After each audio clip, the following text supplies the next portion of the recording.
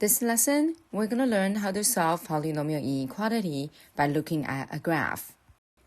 Example 1, we have an inequality x squared minus 5 greater than 0. This means there is a function y equals x squared minus 5, and we are looking for the regions on this parabola in terms of the x value such that y is greater than 0. Step 1. We have to find the x-intercepts, which we call them the roots. So as we can see from the graph, the x-intercepts are positive, negative, square root of 5. So we write down positive, negative, square root of 5. Next, we're going to highlight the parabola where the y value is positive, which means it's positive. Positive y value means the function is above the x-axis, which means this part and that part. Step 3. We're going to find the x values such that those y values are positive, which means this region here and that region there. And since there's no equal sign on the inequality, that means we do not include the roots. So at the roots, it's empty dot. Now, let's make a conclusion. So we know our x value will be in this region here, which is from negative infinity to negative square root of 5. So we write x is element of negative infinity. Since negative infinity is a value that we cannot define, so we have to use the round bracket, all the way up to negative square root of 5. Since negative square root of 5 is also the empty dot because we cannot include that value, so it's going to be a round bracket. Union, which means or the other region. What's the other region? Starting from square root of 5, round bracket, because there's an empty dot there, we do not include that value, and all the way up to positive infinity. And since positive infinity is a value that we cannot define, so it is also a round bracket. Part B, we have another quadratic inequality. This means our function y is 2x squared minus x minus 2. We are looking for the x value such that y is greater or equal to 0 on this parabola. Step 1, we're going to find the x-intercepts on this parabola, which I already wrote down the exact answers for you. So we say 1 plus or minus square root of 17 over 4. Step 2, we're going to highlight the region that the y value is positive, which is above the x-axis, which will be this region here and this region here. Step 3, we're going to highlight the x-axis that corresponds with this yellow highlighted region. That means we want to find the x values such that the y values are positive, which means this region here and that region there. Step 4, we need to look at the inequality to see whether or not we have an equal sign on the roots. Because there is an equal to 0, that means we do want to include the roots. So at the roots will be a solid dot. Finally, let's make a conclusion. So we know our x values will be from negative infinity to 1 minus square root of 17 over 4, and using a square bracket to include the roots, union, square bracket again, because we want to include the roots, 1 plus square root of 17 over 4, all the way up to positive infinity, round bracket. Part C, we have another cubic inequality. So we know this is our function y, and we are looking for the x values such that y is smaller or equal to 0. Step 1, let's write down those 3 x-intercepts as our roots. Step 2, highlight the regions that are below the x-axis. That means y is smaller than 0.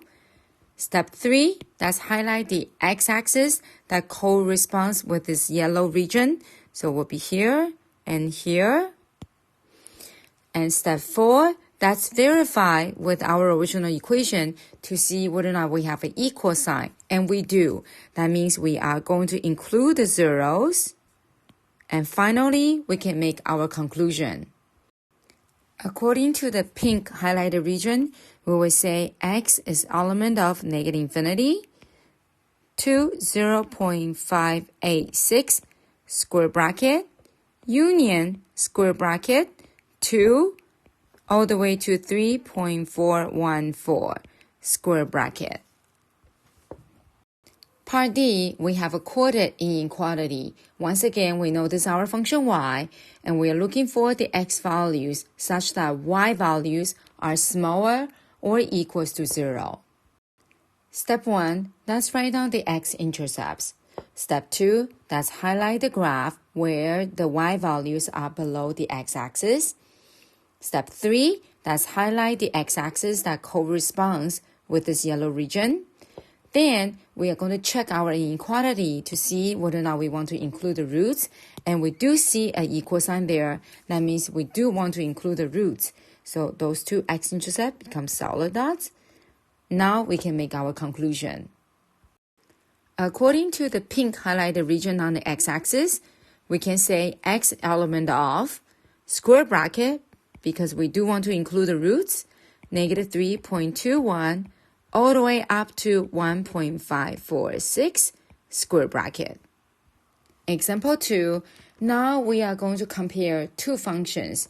So we want to identify intervals where the function f is smaller or equals to the function g. This means we want to find the x values where the y values of f is smaller than the y values of g. Step 1, we're going to find and write down the points of intersections. So there are two of them. Next, we're going to highlight the region where g is higher than f. Now we can highlight the x-axis that corresponds with this yellow highlighted region. Because there is an equal sign on the inequality, that means we do want to include the point intersection. So at the point intersection, it's a solid dot. Therefore, we can make a conclusion. X is the element of square bracket, negative 7.359 to 1.359 square bracket. Example 2b. We want to find the x values such that the y values of f is higher than the y values of g. So step 1, we need to write down all the points of intersections down. Step 2, let's highlight the region where the y values of f is bigger than y values of g. Step 3, let's highlight the x-axis that corresponds with this yellow highlighted region. So we go from this intersection all the way to this intersection and this intersection and all the way down. Step 4, let's check our inequality to see whether or not we have an equal sign. As you can see, there is no equal sign. That means we do not want to include the point of intersection. So that will be an empty dot here, there will be an empty dot there, and that's another empty dot right there. Therefore, our conclusion will be x is element of negative infinity all the way up to negative 2.49 round bracket, because we do not include the intersection, union, round bracket, negative 1.525 all the way up to 2 round bracket.